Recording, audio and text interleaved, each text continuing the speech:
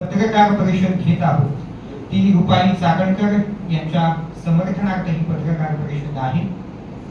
आणि सगळ्यात महत्त्वाचं या ठिकाणी मला नमूद करायचं आहे की जाणून बुजून या ठिकाणी रुपाली चाकणकरांना टार्गेट केलं जात आहे। कशासाठी टार्गेट केलं जात आहे?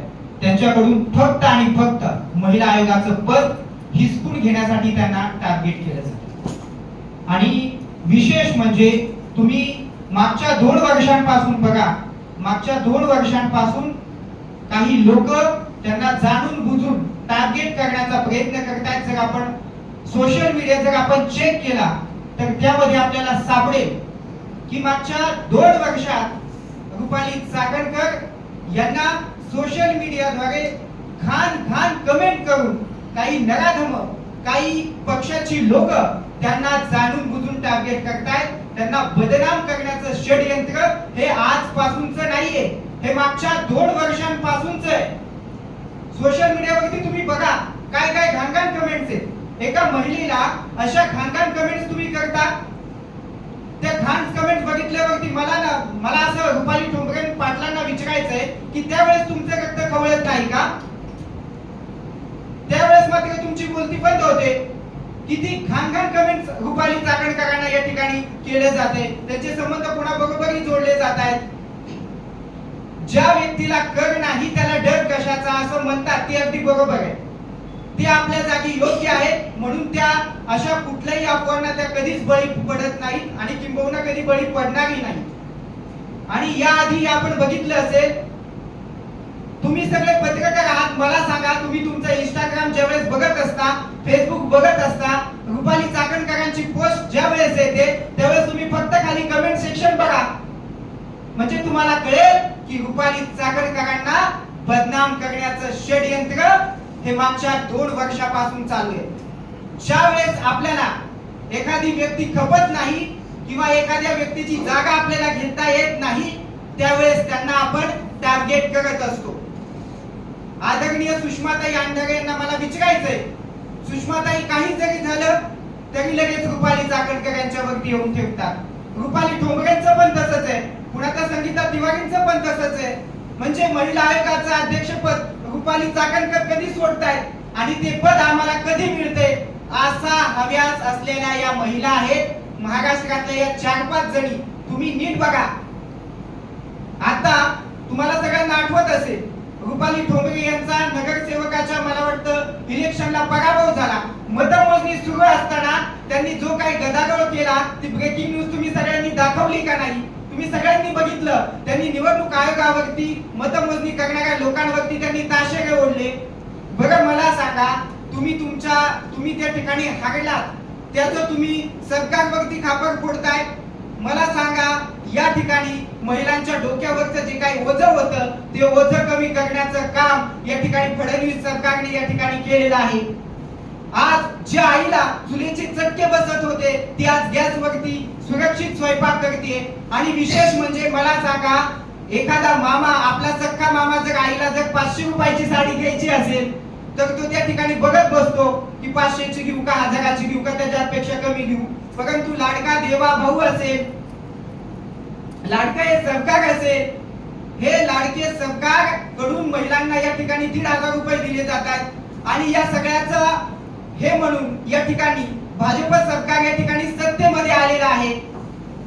आणि असं असताना रुपाली ठोंबरे पाटील निवडून कशाला येतील? बरोबर आहे की नाही? जर या ठिकाणी सरकार जर समाज उपयोगी काम या ठिकाणी करत असेल आणि त्या कामामुळे सरकारला भाजप सरकारला जर सर्वाधिक मतं पडत असतील तर रुपाली ठोंबरेंनी उगाच निवडणूक आयोगावरती ताशेरे ओढायचं, कधी सरकारवरती ताशेरे ओढायचं हे काम करणं मला वाटतं रुपाली ठोंबरे पाटलांनी बंद केलं पाहिजे।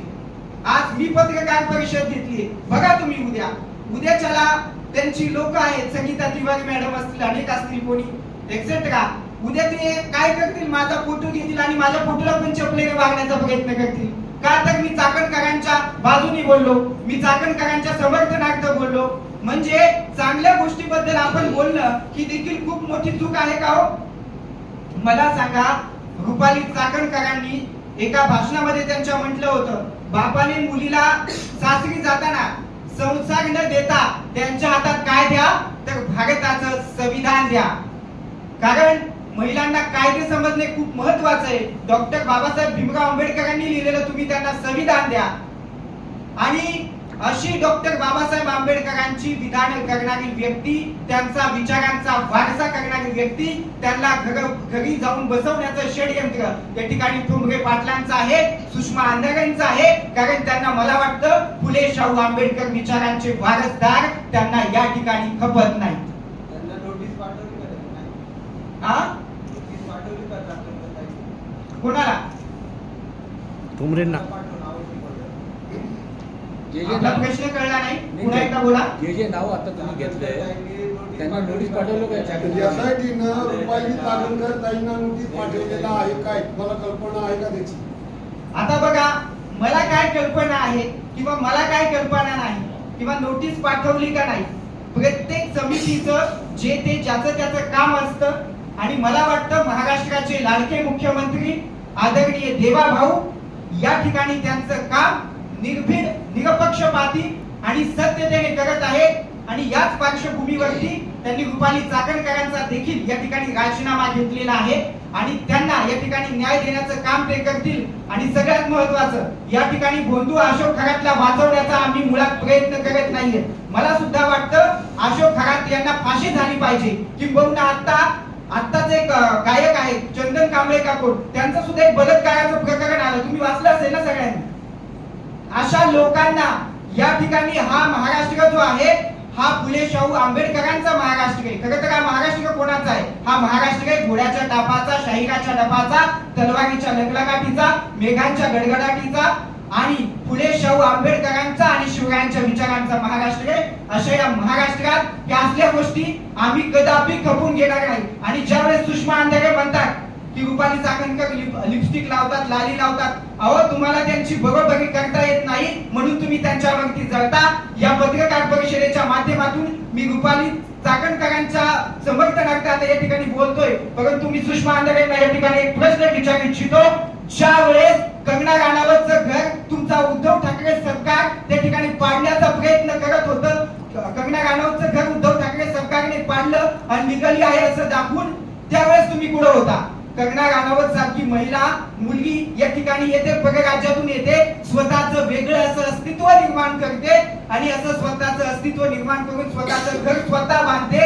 आणि असं असताना उद्धव ठाकरे सरकार त्यांच्या आदित्य ठाकरेंच्या विरोधात फक्त 2 शब्द बोलले होते कंगना राणावत, त्यांच्यामुळे त्यांचं घर पाडण्यात आलं. काय चुकी होती त्यावेळेस?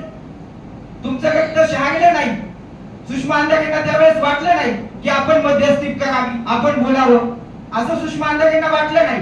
काही झालं, उद्या तुमचं बळीर दूध देणार नाही. तुम्ही म्हणणार का की रुपाली चाकणकरांना पक्षातून काढा किंवा रुपाली चाकणकरांना महिला आयोगाच्या अध्यक्षपदावरून काढा? आता तुम्ही म्हणाल बळीर दूध देतो का? बळीर दूध देतच नाही म्हणून तर ते उदाहरण दिलेलं आहे. आणि असं ज्या वेळेस या ठिकाणी होतंय हे महाराष्ट्र कदापि खपून घेणार नाही. हिंदूंवरती ज्या वेळेस अन्याय अत्याचार होतो त्या वेळेस फक्त 2च संघटना या ठिकाणी उभे राहताना आपल्याला दिसतात. एक म्हणजे बजरंग दल आणि एक म्हणजे आरएसएस. आता तुम्ही असं नका म्हणू की या माणसाने बगळी टोपी घातली आहे म्हणून आरएसएसचा असेल म्हणून हा बीजेपीचा असेल. मुळात मी सांगतो, मी कुठल्याही पक्ष